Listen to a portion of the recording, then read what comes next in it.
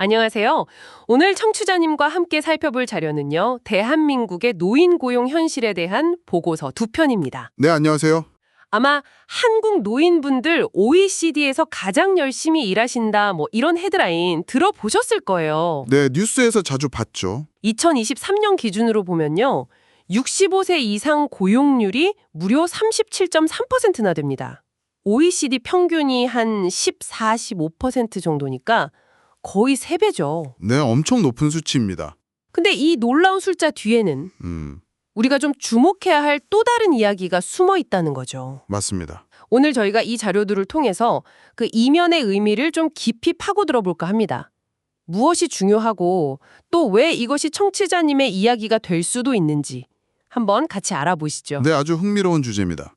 그 표면적인 통계랑 실제 현실 사이의 간극을 보여주는 그런 자료들이거든요. 간극이요? 네, 그러니까 높은 고용률이 반드시 긍정적인 신호만은 아니다. 심지어는 뭐라고 할까, 정반대의 의미일 수도 있다. 이런 걸 자료들이 명확히 보여주고 있습니다. 아, 그렇군요. 단순히 숫자를 넘어서 이 통계가 말해주는 실제 노년의 삶, 그리고 우리 사회 시스템의 어떤 과제들, 이런 걸 들여다보는 시간이 될 겁니다. 이번 분석을 통해서 이 높은 고용률의 진짜 얼굴은 뭘까? 이걸 함께 고민해보는 게 목표라고 할 수 있겠죠. 네, 좋습니다. 그럼 바로 그 이면으로 한번 들어가 보죠. 이게 사실 가장 좀 충격적인 지점인데요. 네네. 방금 말씀드린 대로 고용률은 OECD 최고 수준인데 노인 빈곤율 역시 2023년 기준으로 38.2%. 어떤 자료는 40.4%로 보기도 하더라고요. 이것도 OECD 최고 수준입니다. 맞습니다. 둘 다 일리죠. 이게 쉽게 말하면 일하는 노인 10분 중에 거의 4분가량이 여전히 빈곤 상태라는 거잖아요. 네, 그런 셈이죠. 특히 여성 노인의 경우는 빈곤율이 43.2%로 더 높게 나타나고요. 와, 이렇게 열심히들 일하시는데 왜 가장 가난하다는 이런 역설적인 상황이 벌어지는 걸까요? 정말 이상한데요? 바로 그 지점이 이 문제의 핵심입니다. 자료들을 종합해보면요. 많은 어르신들이 무슨 건강이나 자아 실현을 위해서 즐겁게 일하신다기보다는 네. 당장의 생계를 위해서 정말 어쩔 수 없이 일하는 생계형 노동에 내몰리고 있다. 이런 분석이 지배적입니다. 아, 생계형 노동. 네. 국민연금이나 기초연금 같은 공적 연금만으로는 정말 최소한의 생활 유지조차 어려운 분들이 많다는 거죠. 아시다시피 국민연금 수급률 자체가 아직 높지 않고요. 그렇죠. 또 받는다 해도 그 은퇴 전 소득 대비 연금액 비율, 소득 대체율이라고 하죠. 이게 점차 낮아지는 추세라서 연금만으로는 살기 어렵다. 이런 목소리가 클 수밖에 없습니다. 결국 그 높은 고용률이라는 게 활기찬 노년의 증거라기보다는 오히려 팍팍한 경제 현실을 보여주는 지표다. 이렇게 봐야겠군요. 그렇죠. 그런 측면이 강하다는 겁니다.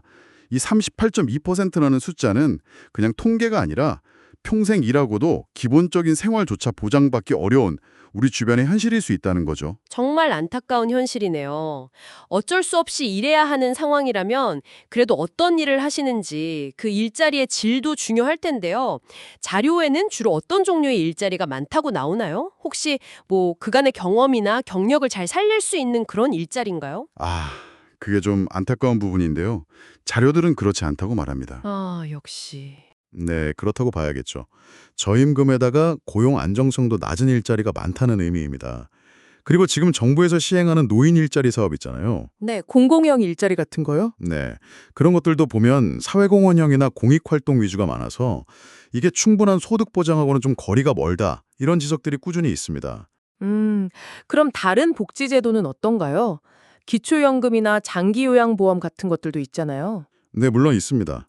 기초연금 지금 월 최대한 30만 원 수준이죠. 소득 하위 70% 대상이고요. 그리고 장기요양보험 같은 제도들도 있는데 네. 문제는 그 액수가 현실적으로 충분하지 않거나 또 이용하려면 문턱이 높아서 실질적인 어떤 안전망 역할을 하기에는 좀 한계가 뚜렷하다. 이렇게 분석하고 있습니다. 복지 시스템의 한계. 그럼 해외 사례는 좀 어떤가요?